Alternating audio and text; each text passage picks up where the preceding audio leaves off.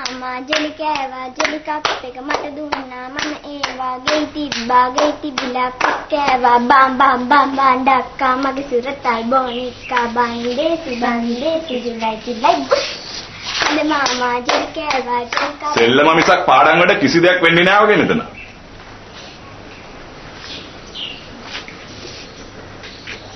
අනේ නෑ සර්. අපි ගොඩක් වෙලා වැඩ කරා. මහන්සි නිසා පොඩි සෙල්ලමක් කරා. මිස්තරු සෙල්ලම් වලට හුඟක් කැමති බව මටත් හිතුණා. සාරා යන්න කාමරේට. අපේ වැඩිදාම ඉවර නෑනේ. යන්න කිව්වේ.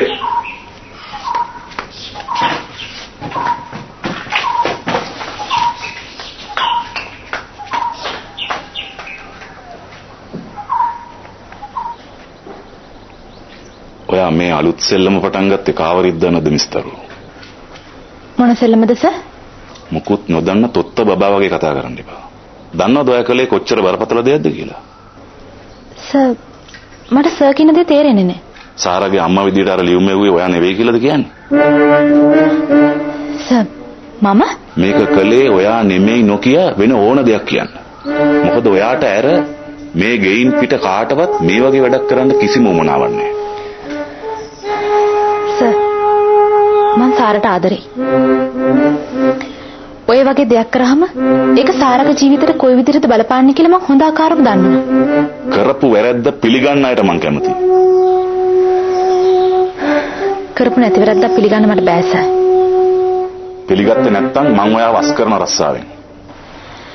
රස්සාව බේරගන්න මට ආත්මගරුත්වය නැති කරගන්න බෑ සර්.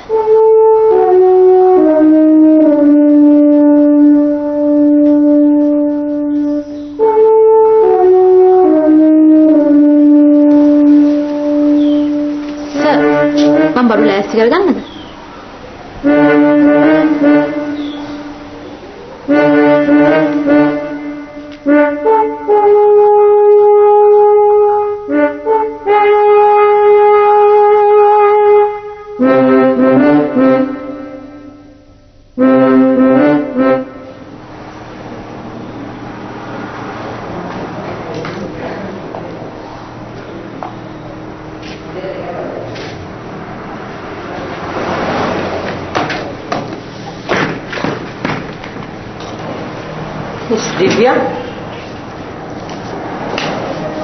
මිස් දිව්‍ය මට උදව්වක් ඕනේ.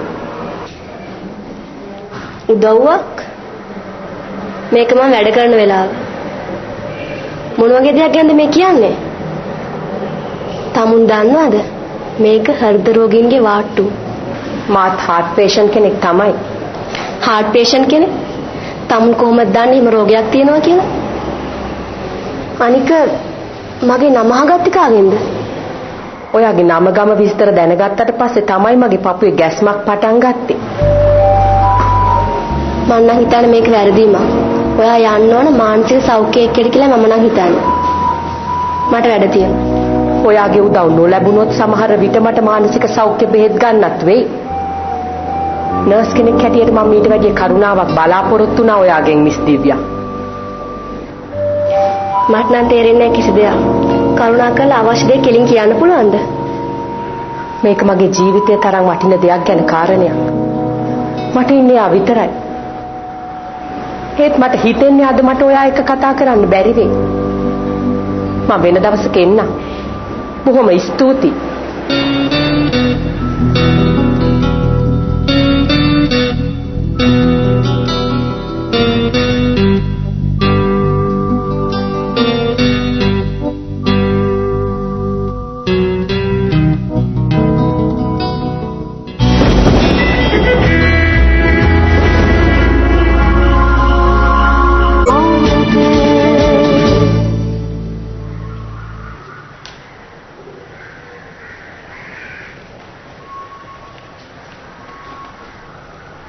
එයම අපි රිහර්ස් කරන්න හිටියේ පාටි සීන් එක.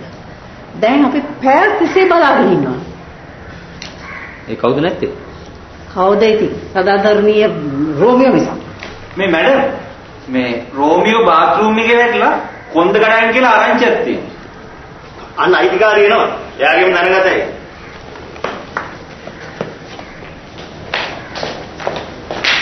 බස් එක මගදී කැඩුණා මැඩම්. අනේ ඔබේ පරණ පුත අපි ඔක කියවා ඇත. ඔබේ කොහරවින්ද?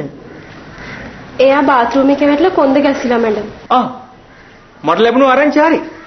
කොච්චර කාලයකට නැගිටින්න බැරි වේද මිනිහා? Will you stop it? Sorry madam. අපි plan කරපු හැම දෙයක්ම වතු.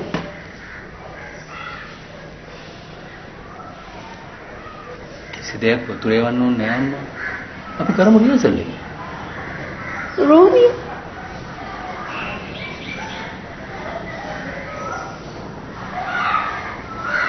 මං කරන්නේ.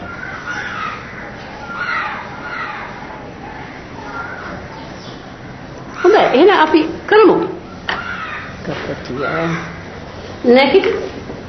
Let's do it.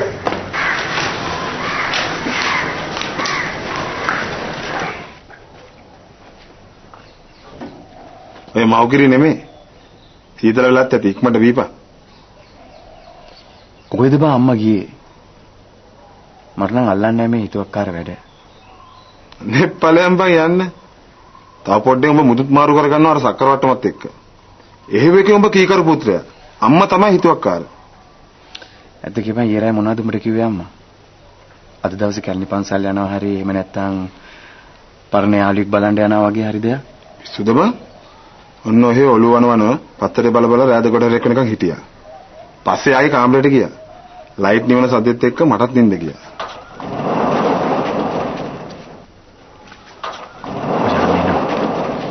මම යන කාමරේට. ඇහුවොත් කියපන් මම ඉන්නේ හොඳටම කලබල වෙලා කියලා. ඒ වගේම හිතේ අමාරුවෙන් කියලා කියපන්.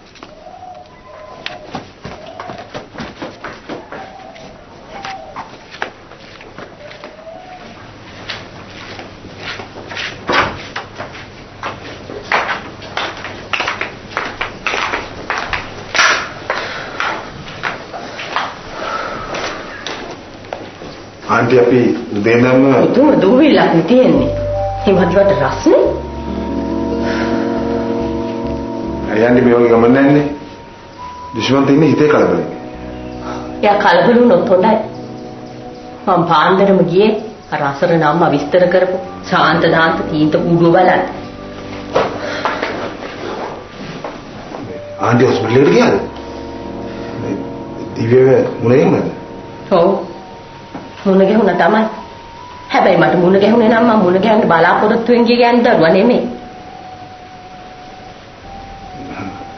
ආන්ටි දිව්‍යත් එක්ක කතා කළාද? ඔව් ඔව්. එයා ඔය මොනවදෝ දේවල් වගේ කිව්වා. මටත් මොනවදෝ කියුණා. එච්චරයි. මේවත් මහන්සිය. මට දැන් හිතෙනවා මං ගිය අනවශ්‍ය ගමනක් කියලා. අපි මට වතුර විදුරුවක් ගේන්න පුතා.